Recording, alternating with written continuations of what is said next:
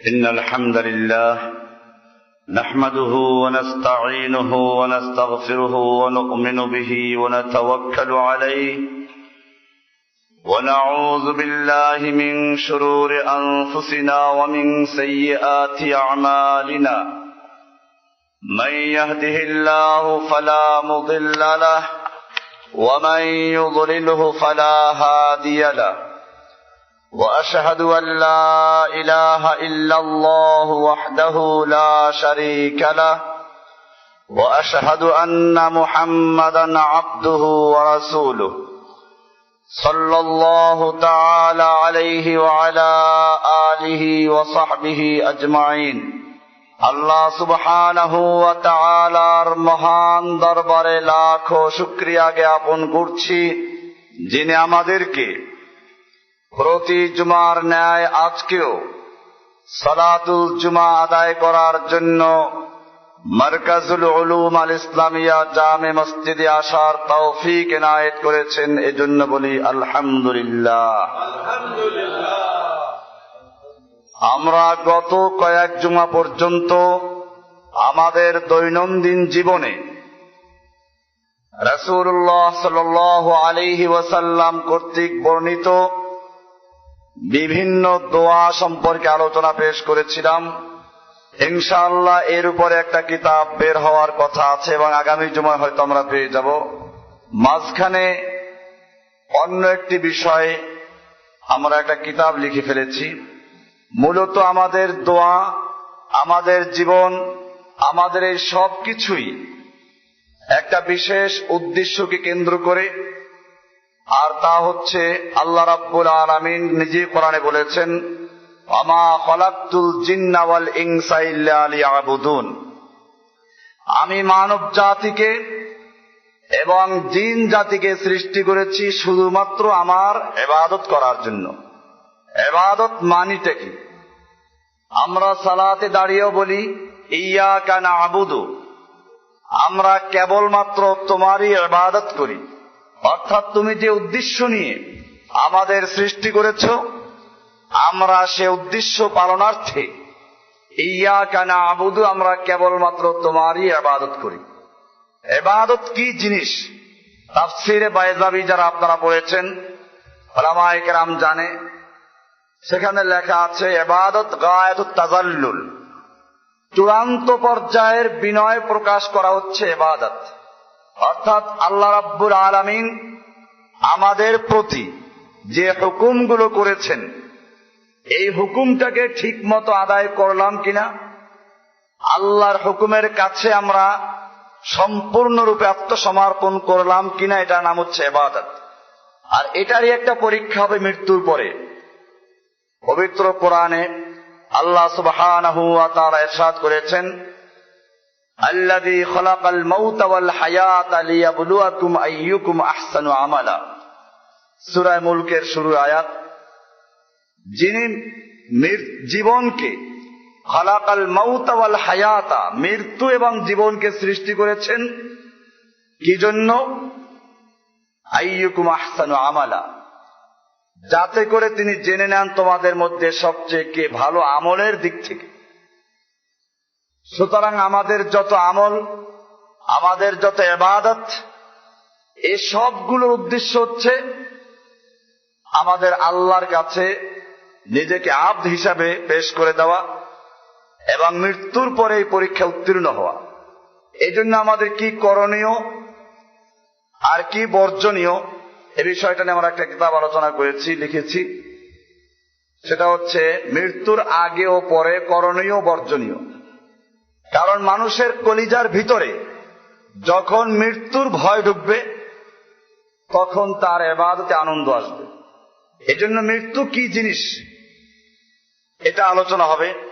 এটার জন্য আমাদের কি প্রস্তুতি প্রয়োজন? রাসূলুল্লাহ সাল্লাল্লাহু আলাইহি ওয়াসাল্লাম ইরশাদ করেছেন, ইযা সারা আহলুল জান্নাতি আল জান্নাতা, যখন কিয়ামতের বিচার ফয়সালার পরে জান্নাতবাসীগণ জান্নাতে চলে যাবেন, ওয়া আহলুন নারি আন নারা, এবং জাহান্নামী লোকেরা জাহান্নামে চলে যাবে, জি আবিল মাউতে, তখন মৃত্যুকে উপস্থিত করা হবে। হাত্তা ইউজআলা বাইনাল জান্নাতি ওয়ান নার, মৃত্যুকে জান্নাত এবং জাহান্নামের মাঝখানে হাজির করা হবে। সুম্মা ইউযবাহু, এরপরে মৃত্যুকে জবাই করে দেওয়া হবে। সুম্মা ইউনাদি মুনাদিন, এরপরে একজন ঘোষণাকারী ঘোষণা করতে থাকবে, ইয়া আহলাল জান্নাতি লা মাউতা, ওহে জান্নাতবাসী আর কোনো মৃত্যু নেই। ওয়া আহলান নার লা মাউতা, ওহে মৃত্যু জাহান্নামবাসী আর কোনো মৃত্যু নেই। ফায়াজদাদু আহলুল জান্নাতি ফারহান ইলা ফারহিহিম, এই ঘোষণা শোনার পরে জান্নাতবাসীরা আরো আনন্দিত হবেন। এতদিন পর্যন্ত মনের মধ্যে একটা ভয় ছিল যে আল্লাহর এই জান্নাত থেকে আমরা কখন আবার বহিষ্কার হয়ে যাই বা মৃত্যু হয়ে যাই। যখন তারা জানবে যে আর কোনো মৃত্যু নেই, আনন্দিত হবেন।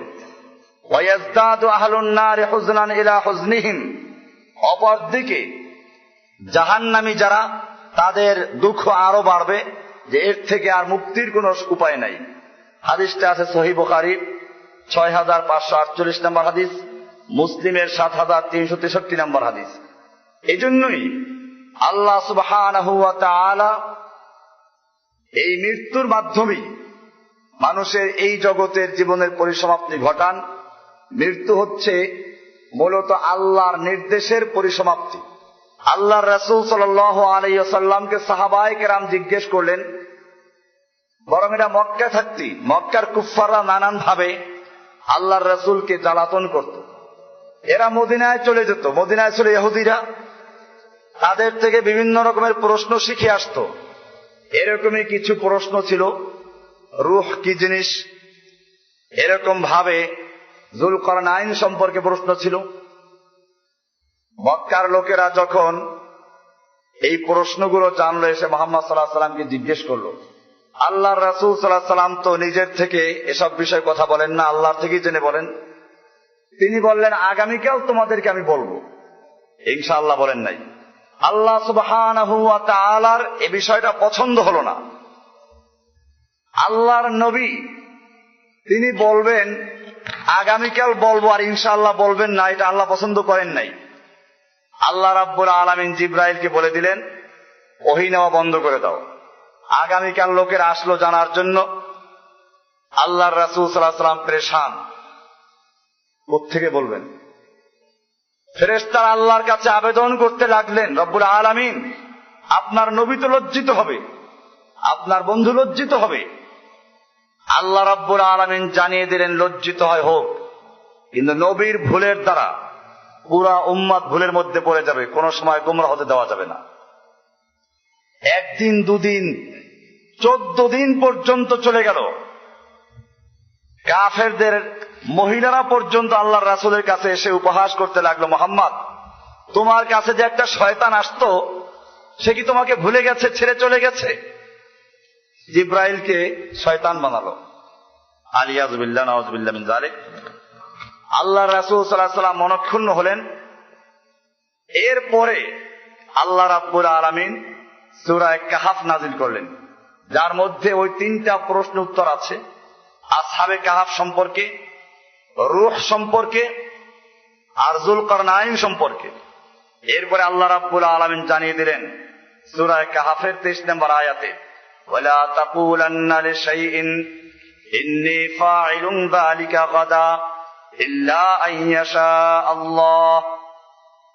খবরদার, ওয়ালা তাকুলান্না লিশাইইন, কোন বিষয়ে কথা বলতে গিয়ে, ভবিষ্যতে কোন বিষয়ের অঙ্গীকার করতে গিয়ে আপনি বলবেন না যে ইন্নী ফাইলুন যালিকা গাদান, আমি আগামীকাল এই কাজটা করব, ইল্লা আইয়াশা আল্লাহ, তবে ইনশাআল্লাহ সহ বলবেন।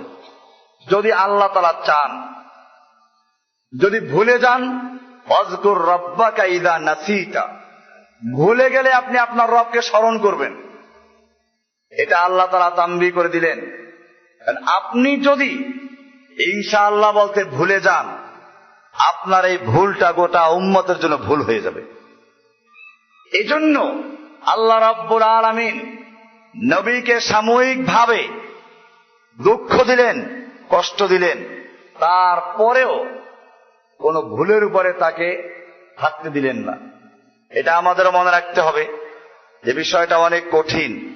আমরা অনেক সময় কথা বলতে গিয়ে এগুলো খেয়াল করি না। আগামীকাল করব, আমাদের বলতে হবে আগামীকাল করব ইনশাআল্লাহ। কোন একটা কাজ আমরা করে ফেলেছি, বলবো আলহামদুলিল্লাহ আল্লাহ তাআলা করতে দিয়েছেন। আমি কিতাবটা লিখেছি, আলহামদুলিল্লাহ আল্লাহ তাআলা লিখতে দিয়েছেন, আলহামদুলিল্লাহ। এরকম ভাবে যদি আমরা কোনো ভালো সংবাদ শুনি, সেখানে বলবো মাশাআল্লাহ তাবারাকাল্লাহ, আল্লাহ যা ইচ্ছে করেছেন তাই হয়েছে, আল্লাহ বরকত দান করুক। তো যে বিষয়টা বলতে লাগলাম, রূহ সম্পর্কে ওরা প্রশ্ন করলো, কাফেররা প্রশ্ন করেছিল, মক্কার কুফফাররা। আল্লাহ তাআলা জানিয়ে দিলেন, ইয়াসআলুনাকা আনির রূহ, হে নবী আপনাকে রূহ সম্পর্কে তারা জিজ্ঞাসা করবে। কুলির রূহু মিন আমরি রাব্বি, এটা সূরা বনী ইসরাঈলের 85 নম্বর আয়াত। ইয়াসআলুনাকা আনির রূহ, আপনাকে জিজ্ঞাসা করা হবে রূহ সম্পর্কে। রূহ কি জিনিস, আত্মা কি জিনিস? আল্লাহ রাব্বুল আলামিন বলছেন, কুলির রূহু মিন আমরি রাব্বি, আপনি বলুন রূহ হচ্ছে আমার রবের একটা আমর, আদেশ, একটা হুকুম। আল্লাহ তাআলা হুকুম করলেন রূহকে তুমি এর ভিতরে কাজ করো, সে কাজ করছে। এরপরে আল্লাহর হুকুম যখন শেষ হয়ে যাবে, এই দেহটা নিথর হয়ে যাবে, এটার নাম মৃত্যু। আল্লাহ তাআলা বলছেন রূহ সম্পর্কে এতটুকু বললেন, এটা আল্লাহর আদেশ। এরপরে বলছেন ওমা উতিতুম মিনাল ইলমি ইল্লা কালিলা, তোমাদেরকে সামান্যই ইলম দান করা হয়েছে, সামান্যই ইলম দেওয়া হয়েছে। এই সামান্য ইলমেরই আমরা দেখি যে অবস্থাটাকে। মানুষ, বিজ্ঞানীরা এখন আবিষ্কার করেছে, ওজোন স্তরে ফাটল ধরেছে, সেখান থেকে সূর্যের ক্ষতিকর রশ্মি পৃথিবীতে আসছে, এটা আবার রিপেয়ারিং করছে এখান থেকে। এটা মানুষের সামান্য জ্ঞানের এই অবস্থা। আল্লাহ রাব্বুল আলামিন কত বড় জ্ঞানী, এটা আমাদের চিন্তার বিষয়। ওমা উতিতুম মিনাল ইলমি ইল্লা কালিলা, সূরা বনী ইসরাঈলের 85 নম্বর আয়াত। আল্লাহ রাব্বুল আলামিন এজন্য মৃত্যু সৃষ্টি করলেন। এই মৃত্যুর পরেই মূলত পরীক্ষা হবে।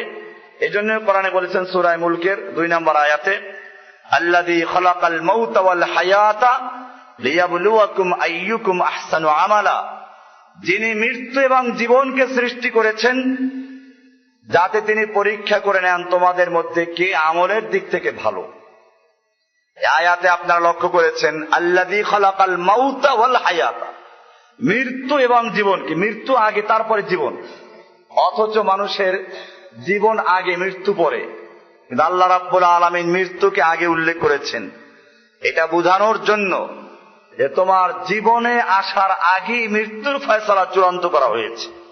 এই মৃত্যু এমন এক জিনিস, এটার থেকে পালাবার কোনো সুযোগ নেই। সূরা নিসার 78 নম্বর আয়াত আল্লাহ তাআলা বলছেন, আইনামা তাকুনু ইউদরিকুমুল মাউত ওয়ালাউ কুনতুম ফি বুরুজিম মুশাইয়াদা, তোমরা যেখানেই থাকো না কেন মৃত্যু তোমাদেরকে ইউদরিকুম পেয়ে যাবে, ধরে ফেলবে। ওয়ালাউ কুনতুম ফি বুরুজিম মুশাইয়াদা, যদিও তোমরা মজবুত সুদৃঢ় দুর্গের ভিতরে থাকো, এখান থেকেও তোমাদেরকে ধরে ফেলবে।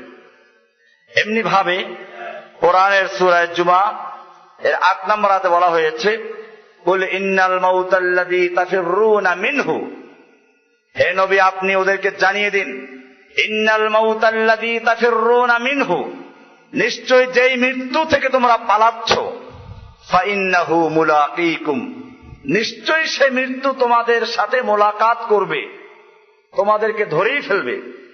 সুম্মা তুরাদ্দুনা ইলা আলিমিল গায়বি ওয়াশ শাহাদাতি, অতঃপর তোমাদেরকে এমন এক মহান জাতের সামনে হাজির করা হবে, মহান সত্তার দরবারে উপস্থিত করা হবে। আলিমিল গায়বি ওয়াশ শাহাদা, যিনি তোমাদের দৃশ্য অদৃশ্য সবকিছু জানেন। ফায়ুনাব্বিউকুম বিমা কুনতুম তা'মালুন, অতঃপর তিনি তোমাদেরকে অবহিত করবেন, তোমাদের সবকিছু জানিয়ে দিবেন যা তোমরা করতে। আর এই জানাবার জন্য আল্লাহ রাব্বুল আলামিন কিছু ব্যবস্থাও রেখেছেন।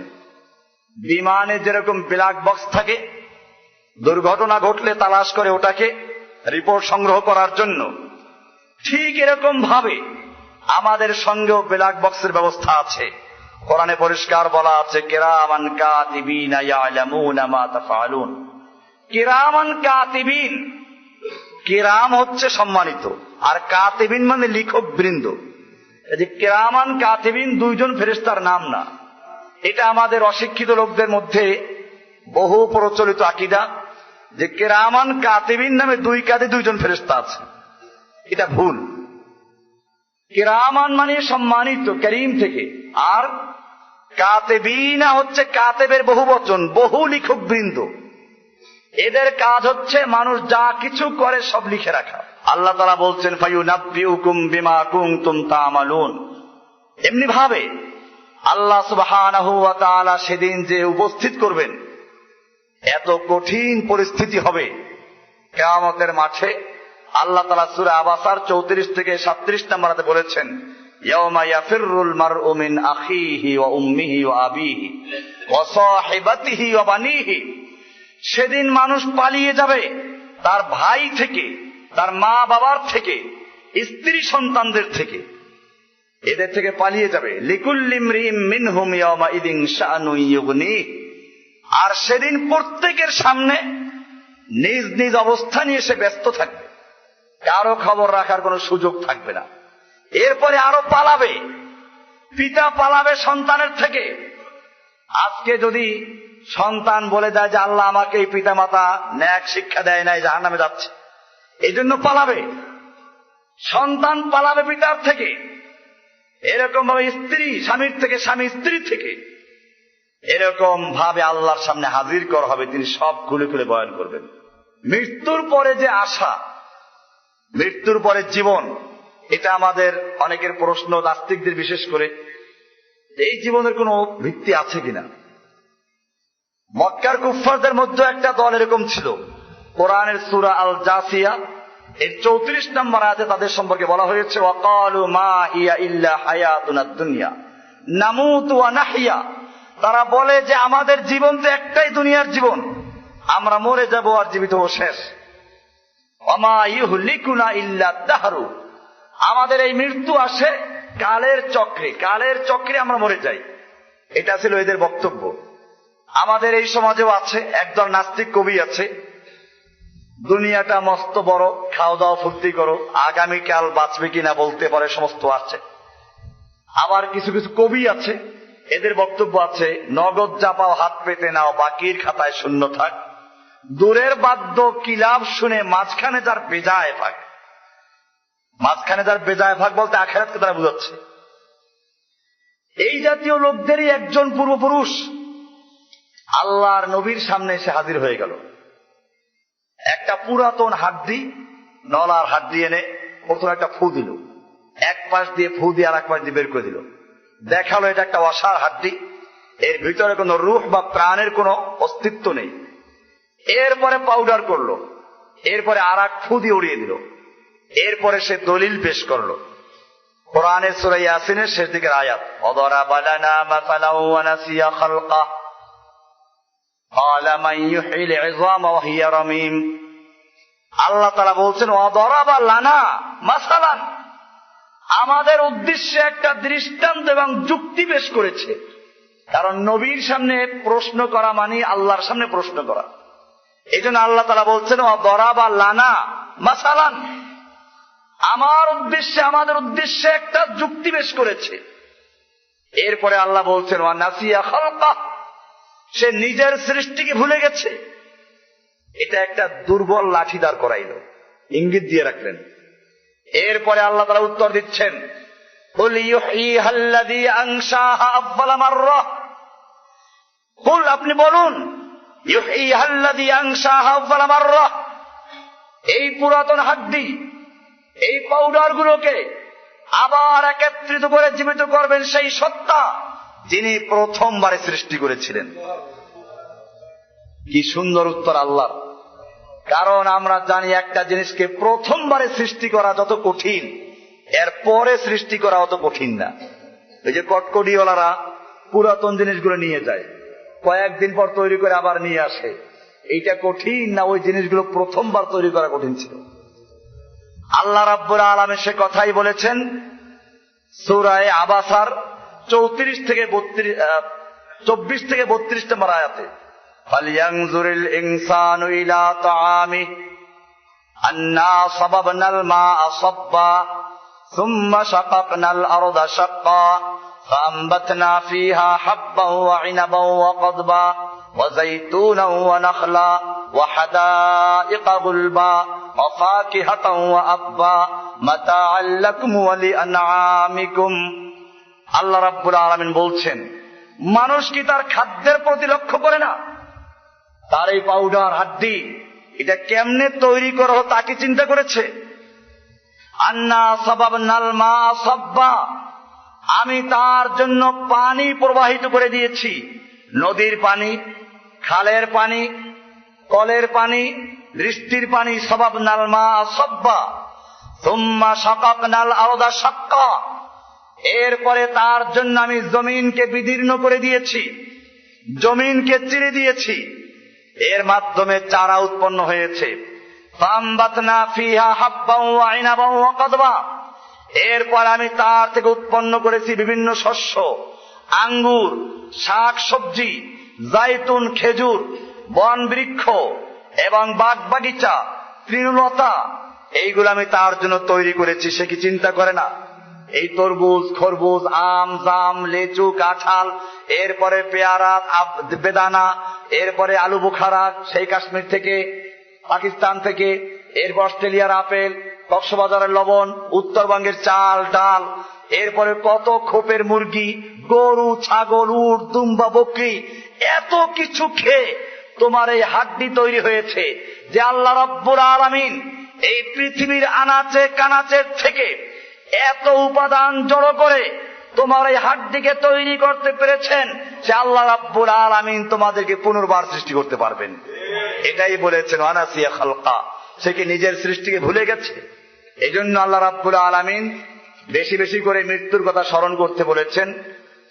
আল্লাহ রাসূল সাল্লাল্লাহু আলাইহি ওয়াসাল্লাম বলেছেন, আকসিরু যিকরা হাযিমিল লাযযাতি আল মাউত, তোমরা বেশি করে ওই জিনিসটাকে স্মরণ করো যে তোমার জীবনের সমস্ত পরিকল্পনাকে ধ্বংস করে দিবে। মানুষ পরিকল্পনা করে। বুখারীতে আবু বকর সিদ্দিক রাদিয়াল্লাহু তাআলা আনহু একটা কবিতা আছে। মদিনায় যখন গেলেন একটু অসুস্থ হয়ে পড়লেন, তো কবিতা পড়তে লাগলেন। বুখারীতে হাদিস আছে, অকুল্লু মরিন মুসাব্বিহুন বিআহলিহি ওয়াল মাউতু আদনা মিন শিরাকি নালিহি। প্রতিটি মানুষ সকালে উঠে বড় বড় পরিকল্পনা করে, আমি এই করব, সেই করব, কলকারখানা করব, বাড়ি করব, গাড়ি করব, অথচ ওয়াল মাউতু আদনা মিন শিরাকি নালিহি, অথচ মৃত্যু তার জুতার ফিতার চেয়েও কাছে। মানুষ সুদে লোনে টাকা নিয়ে বাড়ি করে, অথচ এই বাড়িতে সে থাকতে পারবে কোন নিশ্চয়তা আছে? ওয়াল মাউতু আদনা মিন শিরাকি নালিহি।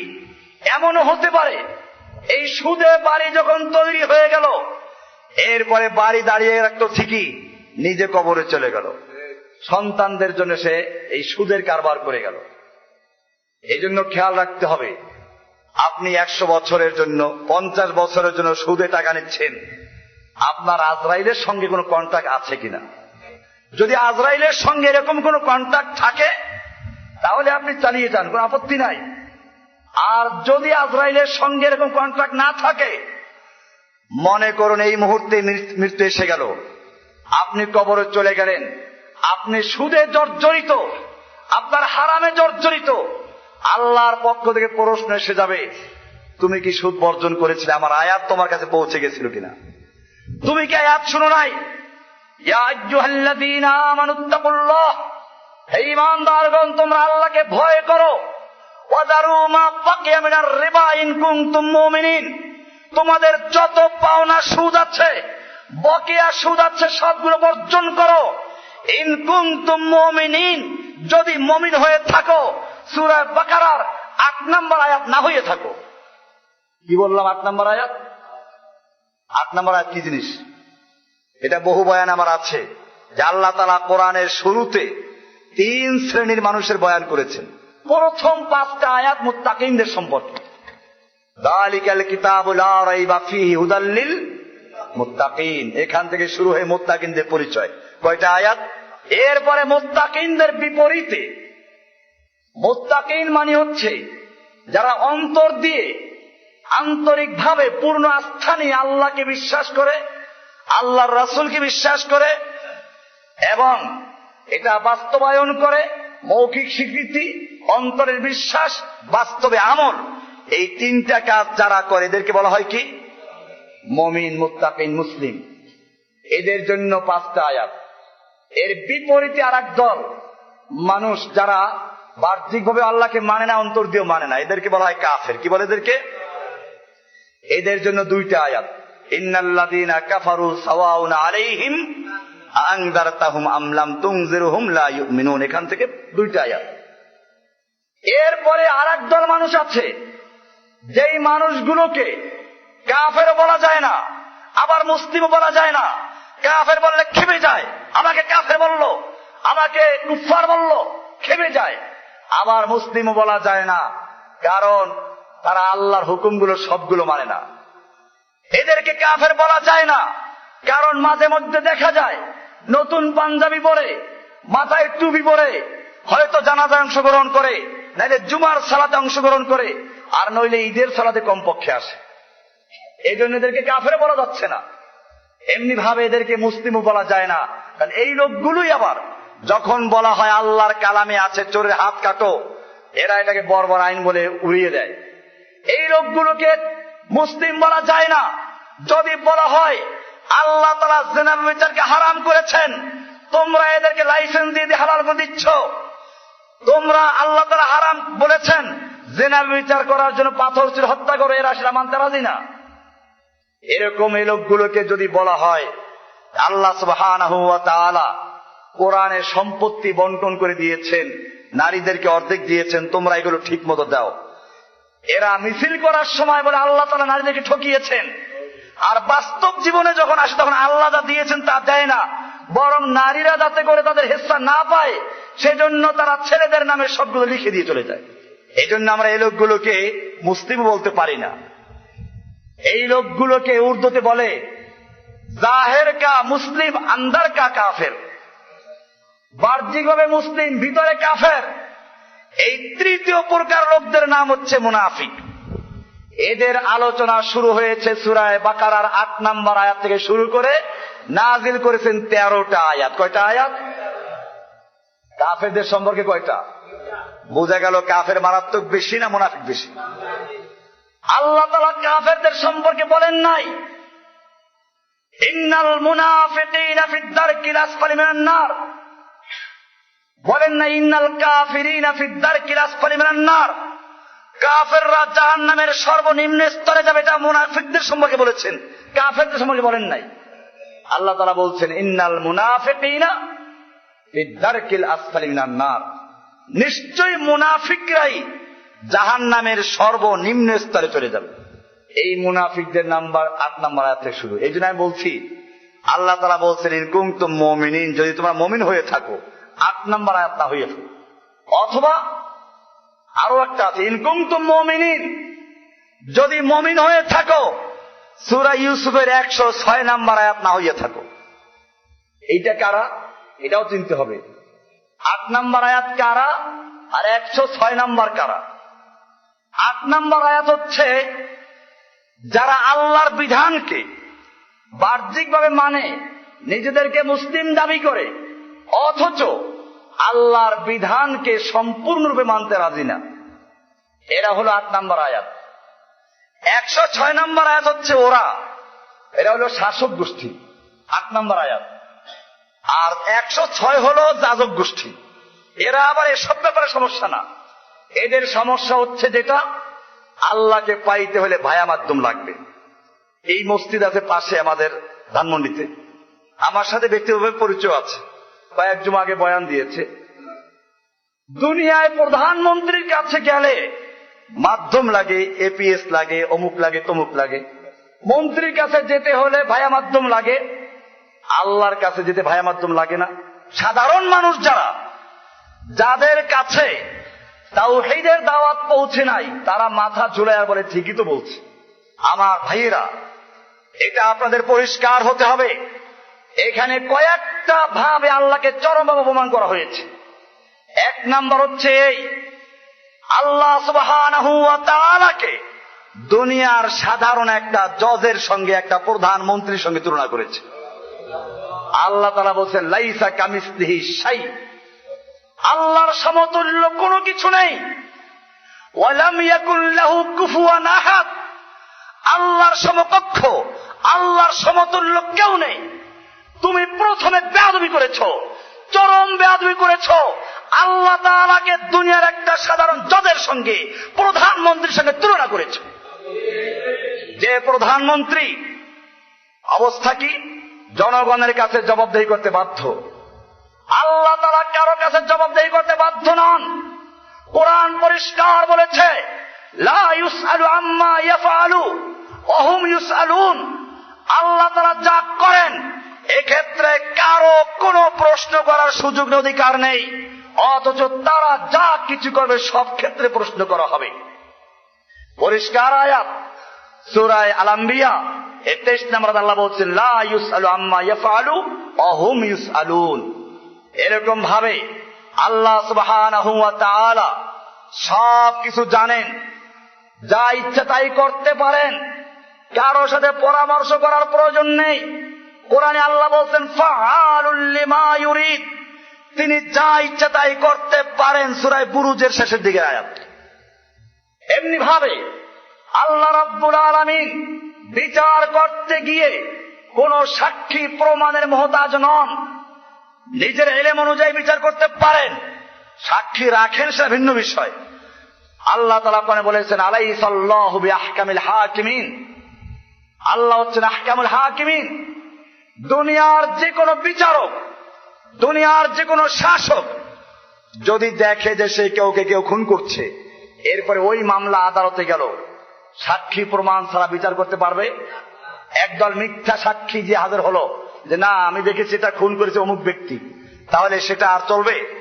আর আল্লাহ তাআলা কোনো সাক্ষীর প্রয়োজন নেই। কোরআনের সূরা আল ফাতাহ 48 নম্বর আয়াতের 48 নম্বর সূরা এর 28 নম্বর আয়াত আল্লাহ বলছেন ওয়া কাফা বিল্লাহি শাহিদা, ওয়া কাফা বিল্লাহি, সাক্ষী হিসেবে আল্লাহই যথেষ্ট। আল্লাহর বিচার করতে দুনিয়ার কোন সাক্ষীর প্রয়োজন নেই। 3 নম্বর বিষয়, আল্লাহ রাব্বুল আলামিন মানুষের সবকিছু জানেন। কোরআন পরিষ্কার বলে দিয়েছে ইয়ালামু মা বাইনা আইদিহিম ওয়া মা খালফাহুম, মানুষের সামনে পিছে, আলিমুম বিযাতিস সুদূর, অন্তরের মধ্যে যা কল্পনা করো তাও জানে। যে আল্লাহ রাব্বুল আলামিন সব জানেন, সেই আল্লাহকে দুনিয়ার কোন প্রধানমন্ত্রী, দুনিয়ার কোন মন্ত্রী এমপির সাথে তুলনা করে আল্লাহর সঙ্গে চরম বেয়াদবি করেছে। কথাগুলো শুনতে মানুষেরা বোঝে না কত জঘন্য অপরাধ করেছে ইমাম, কত জঘন্য অপরাধ করছে পীরগুলো। আল্লাহকে একটা দুনিয়ার জজের সঙ্গে তুলনা করছে, আর এইগুলো মুরিদরা প্রচার করে। আর এদের বিরুদ্ধে কথা বললে তখন তারা আমাদেরকে গোমরা বলে, পীর মুরিদি মানে না। আমি বলি এই জন্য 8 নম্বর আয়াতওয়ালারা যে ক্ষতি করেছে, 106 নম্বর ওয়ালা তার যে মারাত্মক ক্ষতি করেছে বেশি। কারণ 8 নম্বর ওয়ালারা আল্লাহর দোহাই দিয়ে, দ্বীনের দোহাই দিয়ে আল্লাহর বিধানকে পরিবর্তন করে নাই। আর সূরা ইউসুফের 106 নম্বর আয়াতওয়ালারা যাদের সম্পর্কে আল্লাহ বলছেন ওয়ামা ইউমিনু আকসারুহুম বিল্লাহি ইল্লা ওয়া হুম মুশরিকুন, বেশিরভাগ লোকেরা আল্লাহর উপর ঈমান আনে না, তবে ঈমান আনে মুশরিক অবস্থায়, শিরক যুক্ত অবস্থায়। এই শিরক এরকম ভায়া মাধ্যমের শিরক, আল্লাহকে পাইতে হলে ভায়া মাধ্যম লাগবে।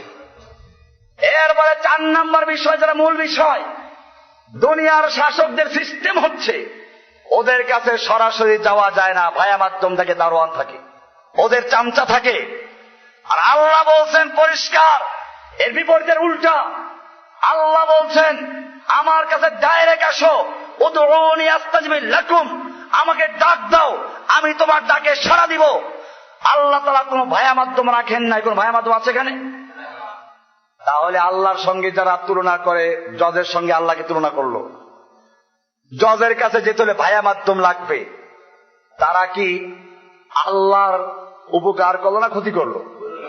আল্লাহর পক্ষে না বিপক্ষে? আল্লাহর ওলি না আল্লাহর দুশমন? এটা আমাদের পরিষ্কার মনে রাখতে হবে।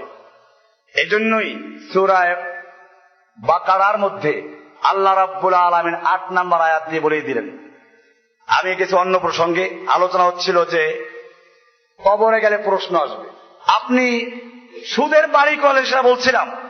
আল্লাহ তাআলা এখানে বললেন ইন কুনতুম মুমিনিন, যদি মুমিন হয়ে থাকো তাহলে তোমার যত রকম পাওনা সুদ আছে সবগুলো বর্জন করো। ফাইল্লাম তাফআলু, যদি সুদ বর্জন করতে না পারো ফাদানু বিহারবিম মিনাল্লাহি ওয়া রাসূলিহি, তাহলে তোমরা আল্লাহ এবং আল্লাহর রাসূলের সঙ্গে যুদ্ধের এলান করে দাও। কার সঙ্গে যুদ্ধ? কবরে গেলে এই জন্য 3টা প্রশ্ন আসবে। মান রব্বুকা, এই বইটার মধ্যে লেখা আছে, এগুলো এই ধারাবাহিকভাবে লেখা আছে। কবরের 3 প্রশ্ন। মান রব্বুকা, কে তোমার রব? ওমা দীনুকা, কি তোমার দিন? ওমান হাদার রাজুলুল্লাযী বুইসা ফীকুম, আর ওই ব্যক্তি কে ছিল যাকে তোমাদের মাঝে পাঠানো হয়েছিল? রিসালাত সম্পর্কে প্রশ্ন, রাসূল সাল্লাল্লাহু আলাইহি ওয়াসাল্লাম সম্পর্কে প্রশ্ন। ভাইরা আমার, আপনি বলবেন যে মাশাআল্লাহ ওজিফা মুখস্থ করে দেব, রাদিতু বিল্লাহি রাব্বান ওয়া বিল ইসলামি দীনা ওয়া বি মুহাম্মাদিন সাল্লাল্লাহু আলাইহি ওয়াসাল্লাম নাবিয়্যা ওয়া রাসূলা, মুখস্থ করে যাব না। এই মুখস্থ করার কোনো কাজ হবে না। মানুষ যেরকম জীবন যাপন করবে মৃত্যু হবে সেরকম, আর মৃত্যু হবে যেরকম হাসর উঠবে ওরকম। এজন্য পরিষ্কার বলা আছে ইন্নাকুম তুহশারুনা কামা তামুতুন ওয়া তামুতুনা কামা তাহইয়াউনা, নিশ্চয়ই তোমরা হাসরের মাঠে উঠবে ঠিক সেরকম ভাবে যেরকম ভাবে তোমাদের মৃত্যু হবে, যে অবস্থায় মৃত্যু হবে। আর যে মৃত্যু হবে কোন অবস্থায়? যে অবস্থায় জীবন যাপন করবে। আপনি মোটেও আরবি শিখেন নাই, আরবি আপনি বলতে জানেন না, তারপরেও যদি আল্লাহর হুকুম জেনে আল্লাহর হুকুম মেনে সে অনুযায়ী জীবন যাপন করার উত্তর চলে আসবে। এজন্য আরবি মুখস্থ করা দরকার হবে না। আর যদি আরবি মুখস্থ করা আছে, উত্তর মুখস্থ করে গেল, কিন্তু সে ওই অনুযায়ী আমল করে নাই, কবরে যখন যাবে তখন বলবে হা হা লা আদরি, হায় আমি জানি না, এটা বলবে কুফফাররা। আর যারা 106 নম্বরে আছে অথবা 8 নম্বরে আছে, এই লোকগুলো কি বলবে? এদের উত্তর আলাদা। এরা বলবে সামি'তুন নাসা ইয়াকুলুনা ফাকুলতুহু হা হা লা আদরি, কি যেন একটা কথা ছিল যা লোকেরা বলতো আমরাও বলতাম, এখন তো ভুলে গেছি। তার মানে এইগুলো তো কালেমা পড়তো। এই জন্য বলবে সামি'তুন নাসা ইয়াকুলু কওলান, আমরা লোকদেরকে শুনতাম কি যেন একটা বলতো, আমরাও বলতাম, কিন্তু হায় হায় আজকে তো ভুলে গেছি। এই জন্যই খেয়াল রাখতে হবে মান রব্বুকা, কে তোমার রব। এই বিষয়টা আমি আগে আলোচনা করেছি, বিস্তারিত আমাদের কিতাবুল ঈমানে আছে। মান রব্বুকার প্রশ্ন কেন করা হবে? আল্লাহ রাব্বুল আলামিন মানব জাতির রূহগুলোকে তৈরি করে নিয়মতান্ত্রিক ভাবে দুনিয়ায় পাঠানোর আগেই সমস্ত রূহগুলোকে এক জায়গায় একাত্র করে এরপরে প্রশ্ন করলেন। কোরআনের সূরা আরাফের 172 নম্বর আয়াতে বলা হয়েছে ওয়াইদ আখাযা রাব্বুকা মিন বানি আদামা মিন যুহুরিহিম যুররিয়াতাহুম ওয়া শাহাদাহুম আলা আনফুসিহিম আলাস্তু বিরাব্বিকুম। আল্লাহ তাআলা নিজের বিরুদ্ধে সাক্ষী রাখলেন, প্রত্যেকটা মানুষকে তার বিরুদ্ধে সাক্ষী বানালেন। বলো আলাস্তু বিরাব্বিকুম, আমি তোমাদের রব নই কি? ক্বালু বালা শাহিদনা, সকলেই বলল হ্যাঁ অবশ্যই আপনি আমাদের রব, আমরা সাক্ষ্য দিচ্ছি। রবের স্বীকৃতি নিলেন। আমরা দুনিয়াতে আসার পরেও এই জন্য রবের বিষয়টা বারবার বলি। সালাতে দাঁড়িয়ে প্রথমে বলি আলহামদুলিল্লাহ রাব্বিল আলামিন, রবের কথা বলা হচ্ছে। আবার রুকুতে গিয়ে সুবহান রাব্বিল আযীম, রুকু থেকে সোজা দাঁড়িয়ে রব্বানা ওয়া লাকাল হামদ, আবার সিজদায় গিয়ে সুবহান রাব্বিয়াল আলা, দাঁড়ানো অবস্থায় রব, রুকুতে গিয়ে রব, সিজদায় গিয়ে রব।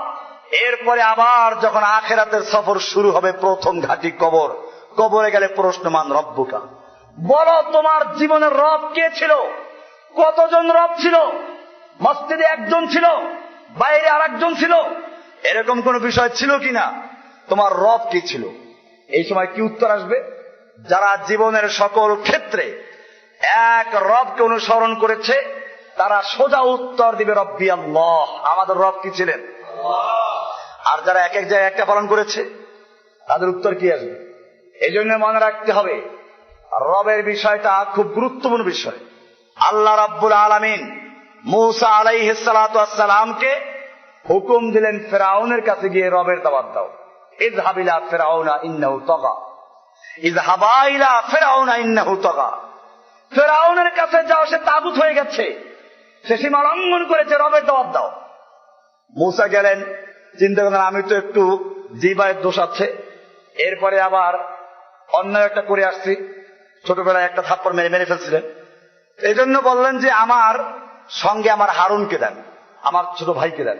বোঝা গেল যে নবীদের এত পাওয়ার, মুমিনদের পাওয়ার, তারা আল্লাহর কাছে দোয়া করলে আল্লাহ তাআলা কি করেন? মঞ্জুর করতে পারেন।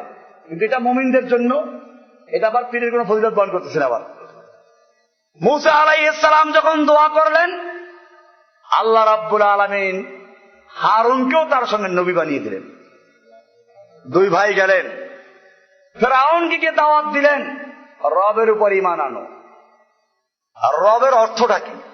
আমার এই বাঙালি জাতি, ভারতবর্ষের মুসলমানরা রবের যে অর্থ জানে, এর চেয়ে ফিরআউনও খারাপ জানতো না। সূরা তাহার 50 নম্বর আয়াতে আছে এটা।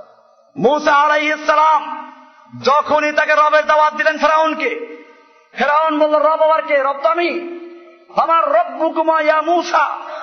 আর আমি খালি রব না, আনা রব্বুকুমুল আলা, আমি প্রধান রব। যদি উল্টা পাল্টা করো জেলে ঢুকিয়ে দেব।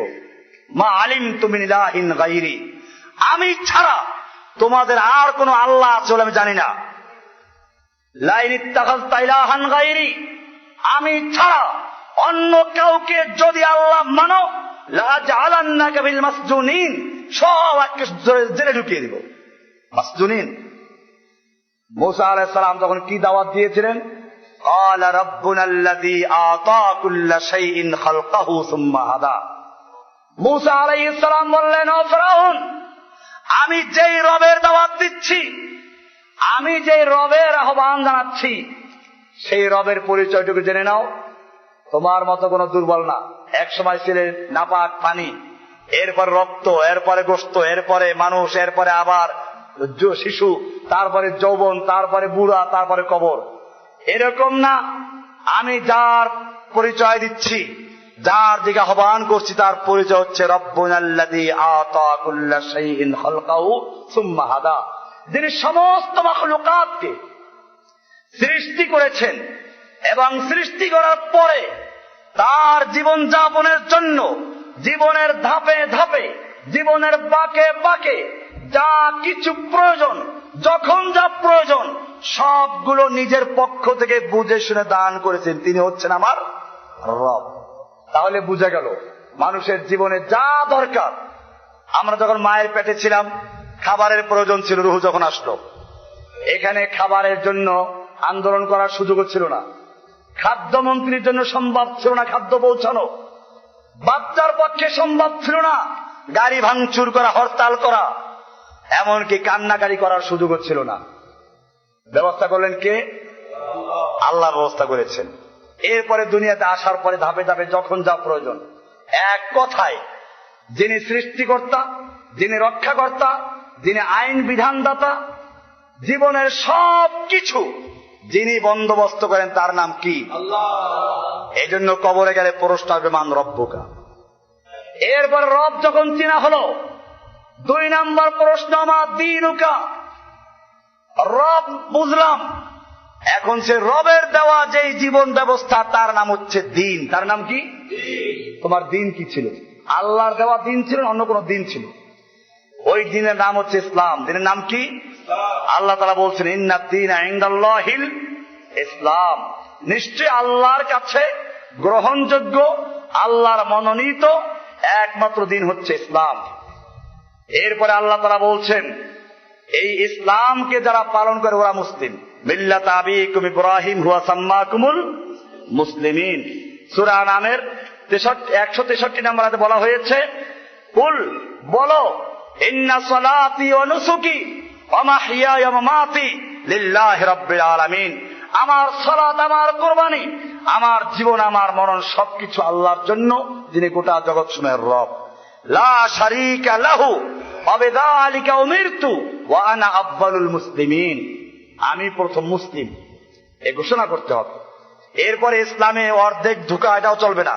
কোরআনের সূরা বাকারার 208 নম্বরে আল্লাহ বলছেন, ইয়া আইয়ুহাল্লাযীনা আমানু দুখুলু ফিস সিলমি কাফা, হে ঈমানদারগণ তোমরা ইসলামে প্রবেশ করো। উদখুলু ফিস সিলমি কাফাতান, পরিপূর্ণভাবে। ওয়ালা তাত্তাবিউ খুতুওয়াতিশ শাইতান, তোমরা শয়তানের খুতুওয়াত, শয়তানের নীল নকশা, শয়তানের পদাঙ্ক অনুসরণ করো না। ইন্নাহু লাকুম আদুউম মুবিন, নিশ্চয়ই সে প্রকাশ্য শত্রু, তোমাদের শত্রু। শয়তানের পদাঙ্ক কি? আল্লাহর দেওয়া জীবন ব্যবস্থার নাম হচ্ছে ইসলাম, আর শয়তানের দেওয়া জীবন ব্যবস্থার নাম গণতন্ত্র, সমাজতন্ত্র, রাজতন্ত্র, আরো যত তন্ত্র মন্ত্র আছে। কবরে গেলে ধরা হবে মা দীনুকা, তুমি যেই দিন, যেই জীবন ব্যবস্থা অনুসরণ করেছো সেই দিনের নাম কি? সেই দিন কি আব্রাহাম লিঙ্কনের গণতন্ত্র? সেই দিন কি কার্ল মার্কসের সমাজতন্ত্র? না সেই দিন পীরতন্ত্র?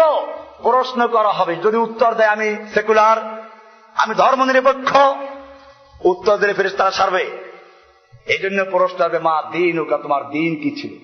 বর্তমানে একদিকে যেমন সেই সেকুলাররা বলে যে আমরা ধর্মনিরপেক্ষ, আর একদিকে তাদের পা চাটা একদল গোলাম পীর, যাদের বক্তব্য হচ্ছে পরকালে মুক্তির জন্য ইসলাম ধর্ম গ্রহণ করা দরকার নাই। আমাদের তাওহীদের মূল শিক্ষা বই আমি তাদের রেফারেন্স দিয়ে দিচ্ছি, কারা এই দাবিগুলো করে, কার বইতে কোন জায়গায় আছে সব দেওয়া আছে। এরা কোরআনের একটা আয়াতকে ভুল ব্যাখ্যা করে।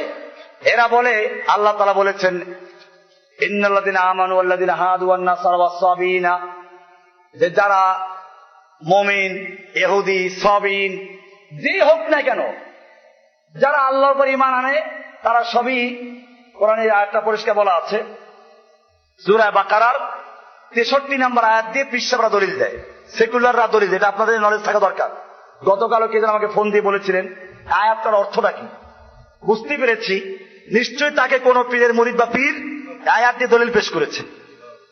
আয়াতটা আমি বলে দিচ্ছি, ইন্নাল্লাযীনা আমানু ওয়াল্লাযীনা হাদু ওয়ান নাসারা ওয়াস-সাবিনা মান আমানা বিল্লাহি ওয়াল ইয়াউমিল আখির ওয়া আমিলা সালিহান ফালাহুম আজরুহুম ইনদা রাব্বিহিম ওয়া লা খাউফুন আলাইহিম ওয়া লা হুম ইয়াহজানুন।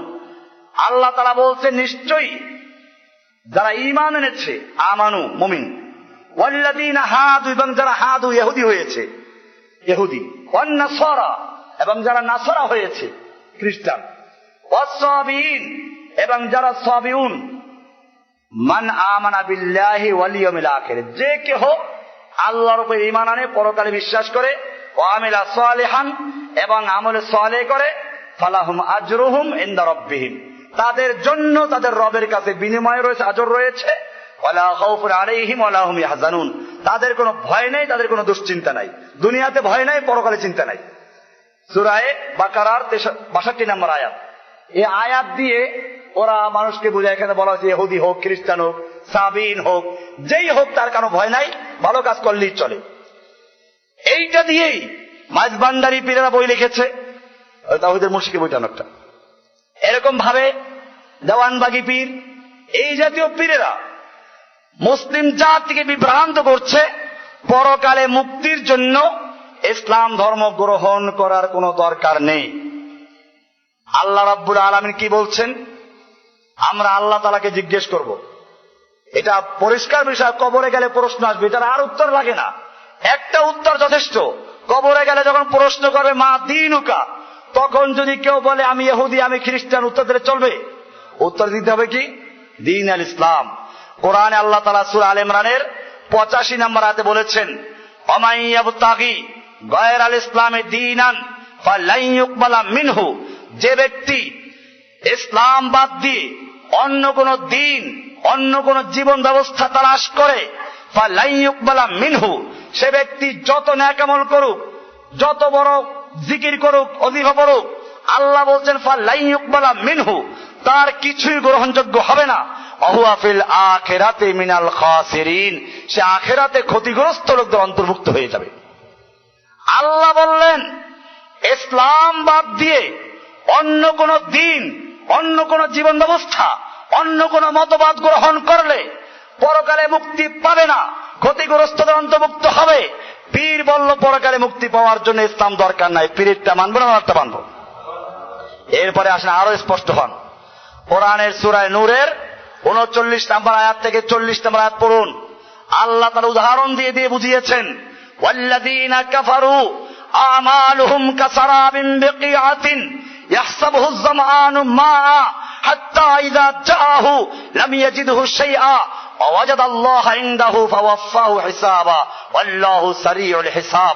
আল্লাহ বলছেন, ওয়াল্লাযীনা কাফারু, নিশ্চয় যারা কাফের, আমালুহুম কাসারাবিন, তাদের যত আমল আছে, তোমরা দেখতে পাচ্ছ ওরা হাসপাতাল করে, ওরা রোগীদের সেবা করে, ওরা টিউবওয়েল দান করে, অনেক জনকল্যাণমূলক কাজ করছে।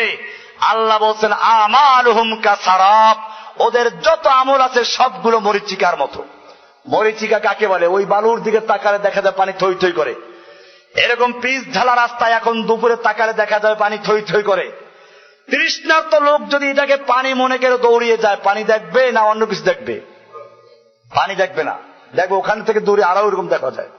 আল্লাহ ওটাই বলেছেন, ইয়াহসাবুহু আয-যামআনু মাআ, তৃষ্ণার্ত লোকেরা এটাকে পানি মনে করে।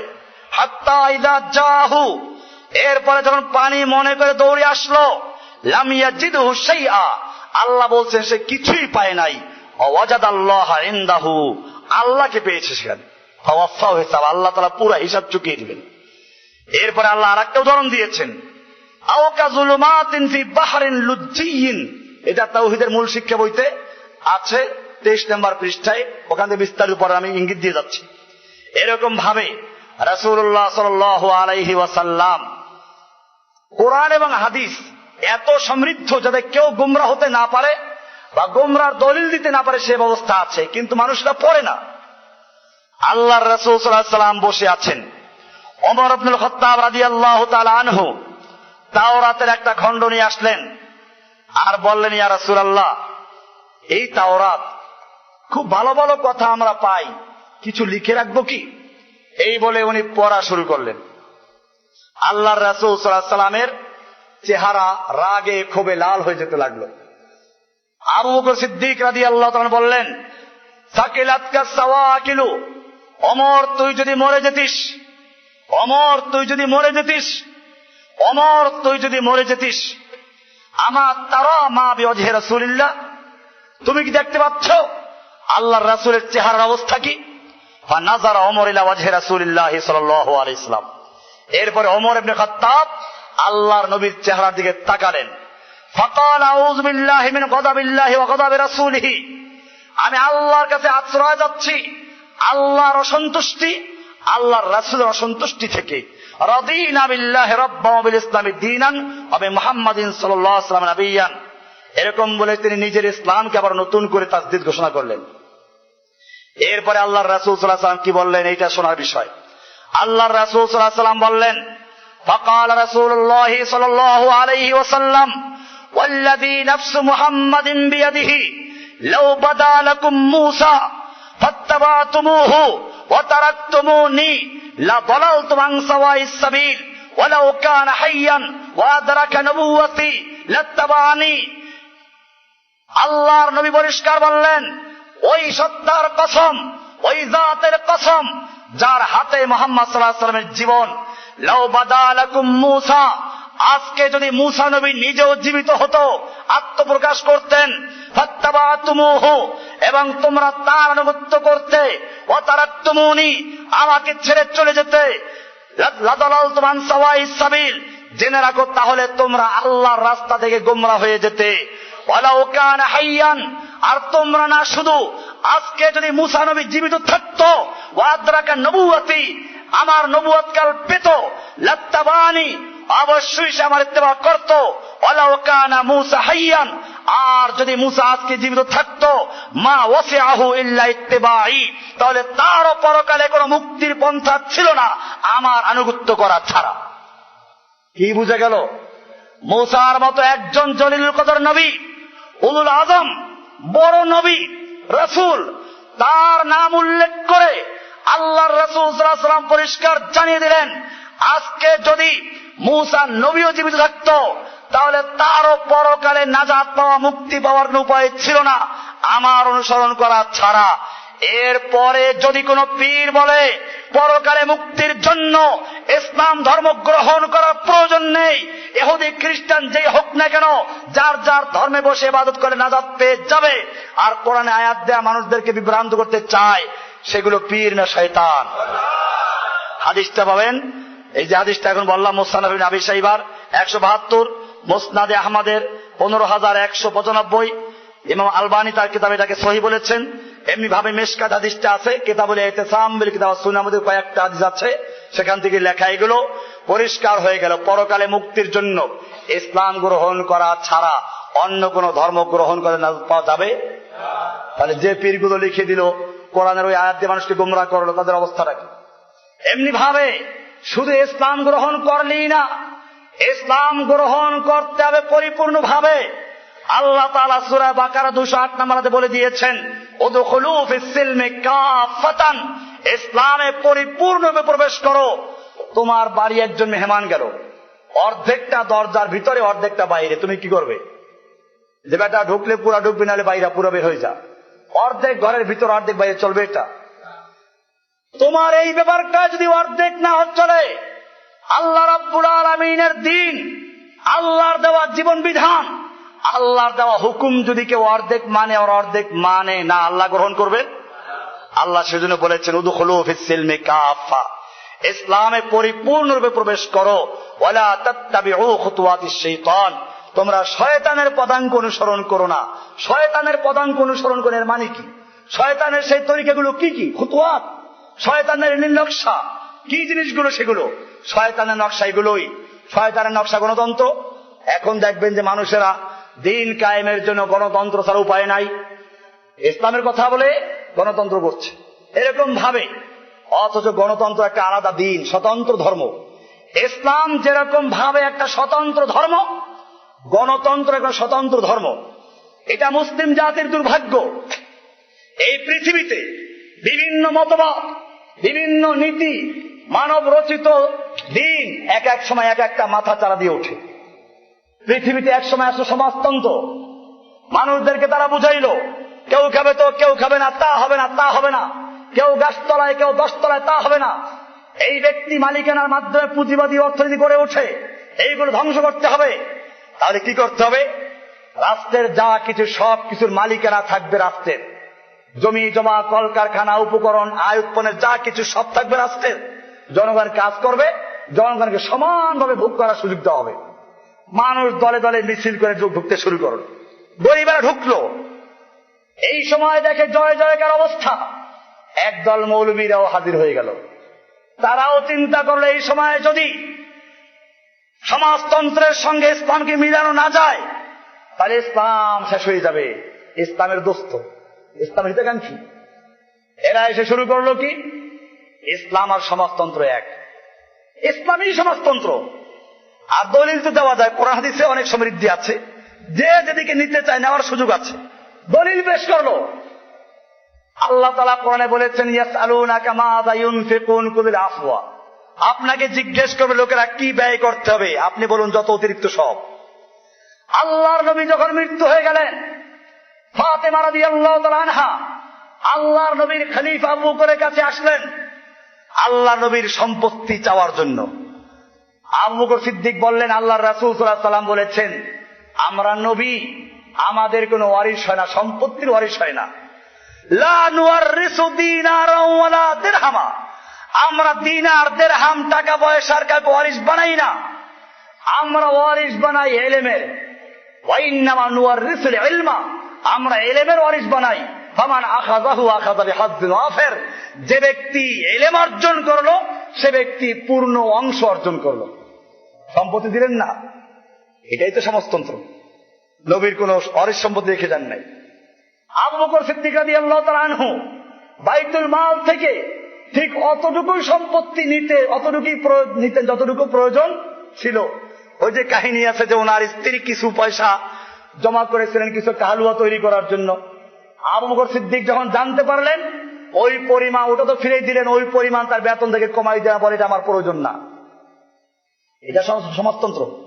এইভাবে দলিল দিয়ে প্রায় 500 কিতাবের হাওয়ালা রেফারেন্স দিয়ে একটা বই লেখলো আল ইশতিরাকিয়াতু ফিল ইসলাম, ইসলামী সমাজতন্ত্র। এরপরে যখন পৃথিবীর মানুষ জানতে পারলো সমাজতন্ত্র একটা ফাঁকা বুলি, এটা মানুষের একজন লোকের মাথা ব্যথা হয়েছিল, গেছে এক ভুয়ো ডাক্তারের কাছে। ডাক্তার বলল মাথা ব্যথার থেকে বাঁচতে হলে মাথাটা কেটে ফেলে দাও। ঠিক এরকম ভাবে গোটা মানুষ জাতিকে কয়েকজন মুষ্টিমেয় নেতার গোলাম বানিয়ে কলকারখানা সবকিছুর মালিক রাষ্ট্র, কয়েকজন শাসক সবকিছুর মালিক হয়ে দেশের সমস্ত জনগণকে গরু গাধার মতো তাদের পা চাটা গোলামে পরিণত করলো। এরপরে দেখা যায় ওই নেতাদের জীবন ব্যবস্থা একরকম আর এই মানুষের ব্যবস্থা আর একরকম। এরপরে যখন মানুষ টের পাইল এটা একটা ফাঁকা গুলি, বাস্তবেও সম্ভব না। একটা দেশ চালাতে হলে জনগণের উপরে পুলিশ দরকার, পুলিশ উপরে পুলিশ সুপার দরকার, তার উপরে আরো কিছু দরকার, এরপরে মন্ত্রী এমপি, হাজার স্তর তৈরি করে তারপরে একটা দেশ চালানো সম্ভব। এখন যদি বলা হয় যে এমনি ক্ষমতার ব্যাপারে উপর নিচ হবে কিন্তু ভোগের ব্যাপারে সমান হবে, তাহলে আমরা বাস্তবে দেখবো যে এটা ওদের মধ্যে ছিল কিনা। জনগণ দেখলো তা বাস্তবে নেই। এরপরে ওদের বড় বড় মূর্তিগুলোকে ক্রেন লাগিয়ে বড় বড় শহরের রাজপথ থেকে নামিয়ে সমুদ্রে নিক্ষেপ করে দিল। যখন সমাজতন্ত্র বিদায় নিল তখন এই আলেমরা আবার বলল না না না, সমস্ত ভুল বলেছি, সমাজতন্ত্রের সঙ্গে ইসলামের কোনো সম্পর্কই নাই। এরপরে যখন আসলো গণতন্ত্র, পৃথিবীর মানুষ এখন গণতন্ত্র ছাড়া কিছু বুঝে না। গণতন্ত্রের জয় জয়কার অবস্থা, একদল আলেম আবার লাভবাই বলে হাজির হয়ে গেল, নিজেদেরকে ইসলামের সবচেয়ে হিতাকাঙ্ক্ষী বানালো। এরা শুরু করলো এখন যদি গণতন্ত্রের সাথে ইসলামকে না মিলানো যায় তাহলে ইসলাম শেষ হয়ে যাবে। এই জন্য তারা বলল দিন কায়েমের একমাত্র পথ গণতন্ত্র, ভোট আর জোট করা। এই জন্য কোন সময় ছোট জোট, কোন সময় বড় জোট, কোন সময় মহাজোট, কোন সময় আরো বড় জোট। এখন জোট হয়েছে না, এটা পরিষ্কার। আমরা বারবার বলি গণতন্ত্র মানুষের তন্ত্র মন্ত্রে তৈরি করা। গণতন্ত্র আলাদা একটা ধর্ম, ইসলাম যেমন একটা ধর্ম, একটা দিন। ইসলাম ধর্মের মূল ভিত্তি আল্লাহর উপরে পূর্ণ আস্থা, গণতন্ত্রের ভিত্তি জনগণের উপরে পূর্ণ আস্থা। ইসলামের ভিত্তি সকল ক্ষমতার মালিক আল্লাহ, গণতন্ত্রের আকীদার মূল ভিত্তি সকল ক্ষমতার মালিক জনগণ। সূরা আলে ইমরানের 126 নম্বর আল্লাহ তাআলা বলছেন কুলিল্লাহুম্মা মালিকাল মুলক, আল্লাহ সমস্ত ক্ষমতার মালিক। এবং এই ক্ষমতার নামে একটা সূরা আছে, সূরা আল মুলক। শুরুই করেছেন তাবারাকাল্লাযী বিয়াদিহিল মুলকু, আল্লাহ তাআলার হাতে সমস্ত ক্ষমতা। তাহলে গণতন্ত্রের সমস্ত ক্ষমতার মালিক কে? যদি কেউ মানতে না চায় বাংলাদেশের সংবিধান হাজির করুন, 7-এর 1 নম্বর ধারে লেখা আছে প্রজাতন্ত্রের সকল ক্ষমতার মালিক জনগণ। ইসলামের সমস্ত ক্ষমতার মালিক কে? এরকম ভাবে গণতন্ত্রে আইনের উৎস জনগণ। জনগণ ভোট দিয়ে সংসদে কয়েকজনকে পাঠাবে, ওরা ওখানে আইন তৈরি করবে, আইন প্রণেতা। এই জন্য লিখেছে জনগণের অভিপ্রায়ে এই সংবিধান দেশের সর্বোচ্চ আইন। অন্য অন্য আইনের যতখানি এর সাথে অসামঞ্জস্যশীল, ওই আইনের ততখানি বাতিল বলে গণ্য হবে। এ কারণেই তারা এই সংবিধানের সঙ্গে কোরআনের যতগুলো আইনের সংঘর্ষ রয়েছে, অসামঞ্জস্য রয়েছে, সেখানে কোরআনেরটাকে বাতিল করে নিজেদেরটাকে বহাল করেছে। কোরআনে হুকুম দিয়েছে চোরে হাত কাটো, ওদের আইনের সঙ্গে সাংঘর্ষিক, ওদেরটা বাতিল করেছে না কোরআনটা বাতিল করেছে? কোরআনের হুকুম রয়েছে সুদ হারাম, ওদের আইনে সুদ হালাল, বহাল কোনটা আছে? ওদেরটা বহাল আছে, আল্লাহটা বাতিল হয়ে গেছে। কোরআনের হুকুম আছে পর্দা করতে হবে, ওদের আইনে পর্দা মানুষের জন্য, নারীর জন্য বাধা, কোনটা বহাল করেছে ওরা? ওদেরটা বহাল করেছে। কোরআনের আইনে জিনা ব্যভিচার হারাম, ওদের আইনে যদি দুইজনের পরস্পরের সম্মতিতে হয় তাহলে অসুবিধা নাই, বহাল কোনটা আছে? এরকম ভাবে কোরআনের আইনে জিনা ব্যভিচারের বিচার আছে, পাথর ছুঁড়ে হত্যা করো, ওদের আইনে এটা অবৈধ, কোনটা বহাল আছে? ওদেরটা বহাল আছে। এইরকম ভাবে যেখানে যেখানে আপনি বলেন কিছু তো মানে, আমি বলি তাগুতি রাষ্ট্রে ইসলামের কতটুকু পালন করতে পারেন জানেন? তাগুত আপনাকে যতটুকু অনুমতি দেয় আপনি অতটুকু পালন করতে পারেন, এতে খুশি হওয়ার কোনো কারণ নাই। আসল খেলা হয় তখন যখন আপনি তাগুত যেটা পারমিশন দেয় না ওইটা করতে যান, তখন দেখি তাগুত কি করে। অনেক আলেমরা আছে এই তাগুতি নিজামকে টিকিয়ে রাখার জন্য যারা হকের কথা বলে তাদের বিরুদ্ধে এখন কিতাব লেখা শুরু করে দিয়েছে। এটা পরিষ্কার, আল্লাহর বিধানকে যদি কোনো ব্যক্তি যথেষ্ট মনে না করে অথবা মনে করে আল্লাহর বিধান এই যুগের জন্য প্রযোজ্য নয়, আল্লাহর আইন সবগুলো মানা যায় না, আল্লাহর বিধান এই যুগে চলে না, অথবা এরকম নরমাল করে যে আল্লাহর বিধানও ঠিক আছে আবার জনগণেরও ঠিক আছে, তবে এখন বর্তমান সমাজের জন্য আল্লাহর চেয়ে জনগণেরটা ভালো, এই ব্যক্তি মুসলমান না কাফের? এই ব্যক্তি পরিষ্কার কাফের। এরপরও দেখবেন এই গণতন্ত্রী একদল আলেম, সেকুলার আলেম, পপুলার আলেম, এই লোকগুলো এখন গণতন্ত্রের ট্যাবলেট এমন ভাবে খেয়েছে, এখন যারা হকের পক্ষে কথা বলে তাদের বিরুদ্ধে কিতাব লেখা শুরু করে দিয়েছে। আর এই লোকগুলোর পরিচয় অনেক বড়, ডিগ্রি অনেকগুলো আছে সাথে। আমি আপনাদেরকে সোজা বলতে চাই, এখন যে মরণ নিয়ে আমরা আলোচনা করছি, মৃত্যুর আগে আর পরে একটা বই থেকে, এই বইতে উল্লেখ করে দিয়েছি মৃত্যুর পরে 3টা প্রশ্ন আসবে। 2 নাম্বার প্রশ্ন কি আসবে? মা দীনুকা, তোমার দিন কি ছিল? তখন এই গণতন্ত্রী আলেমরা কি উত্তর দিবেন? যে আমাদের দিন ছিল গণতন্ত্র, আমাদের দিন ছিল ধর্মনিরপেক্ষ।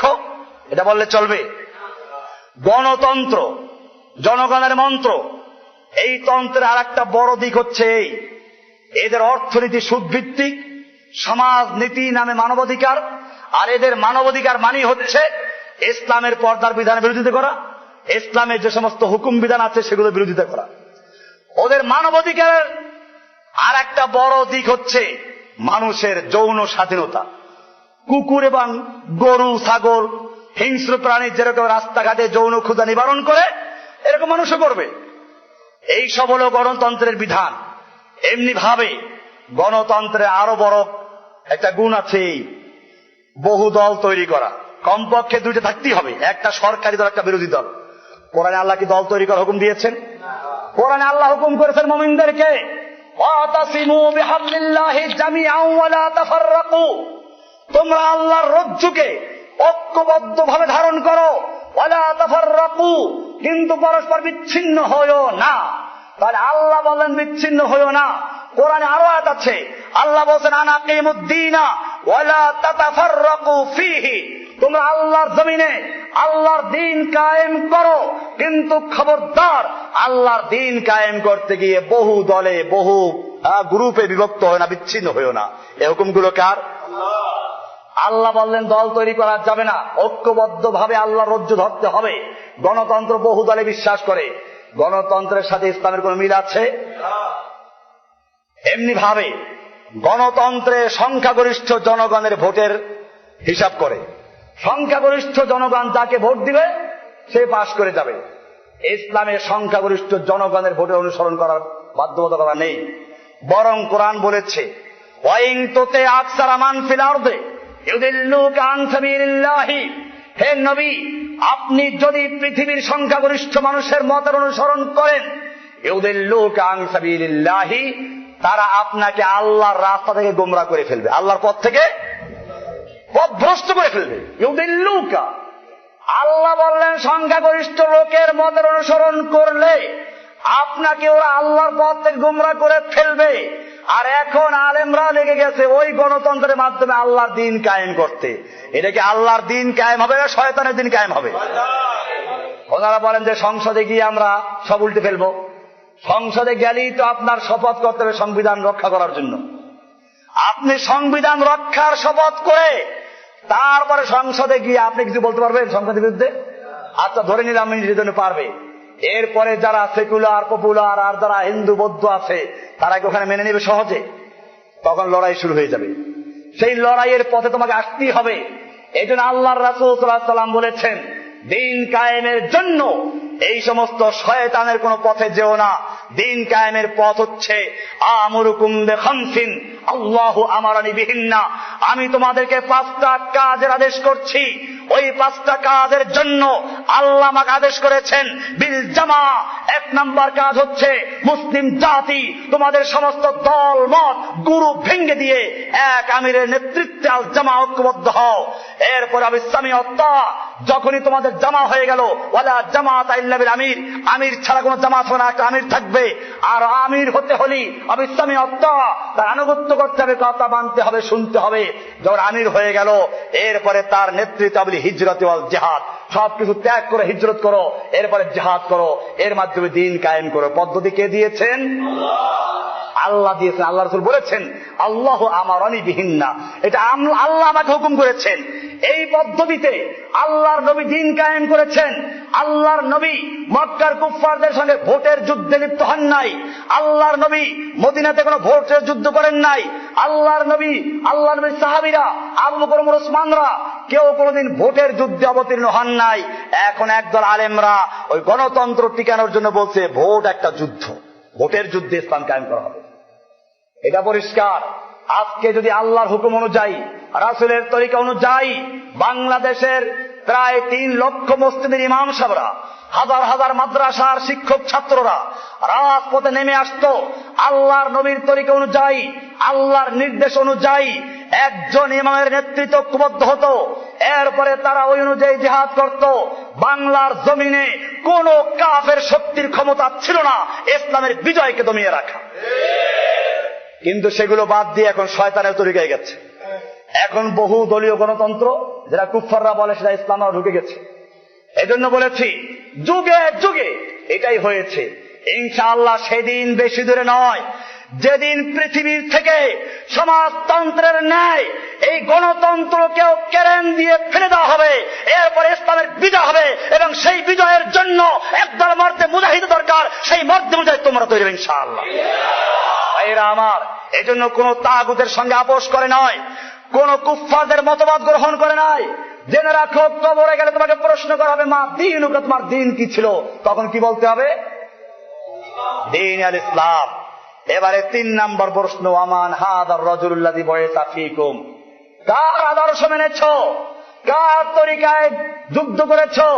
আব্রাহাম লিঙ্কনের তরিকায় না মুহাম্মদ সাল্লাল্লাহু আলাইহি ওয়াসাল্লামের তরিকায়? আমান হাদার রাজুলুল্লাযী বুইসা ফীকুম, ওই ব্যক্তিকে যে তোমাদের মাঝে গিয়েছিল নবুয়াত নিয়ে, রিসালাত নিয়ে, তার অনুসরণ করেছো না অন্য কোন নেতা নেত্রীর অনুসরণ করেছো? এটা পরিষ্কার। নইলে এর অর্থটা কি? আমান হাদার রাজুল, ওই মুহাম্মদ সাল্লাল্লাহু আলাইহি ওয়াসাল্লাম প্রশ্ন করার কি মানে? এর মানে হচ্ছে এই, আমাদের বর্তমানে বইটার মধ্যে আছে নবীর উপর ঈমান রাখার কি অর্থ, অনেকগুলো দিক দেওয়া আছে, সবগুলো আজকে আলোচনা করা যাচ্ছে না। এটা আমি শুধু ইঙ্গিত দিয়ে যাচ্ছি এই বইটাকে যাতে করে আমরা পড়ে এই সমাজের যারা বিভ্রান্তির মধ্যে, তাদের মধ্যে কাজ করা যেতে পারে।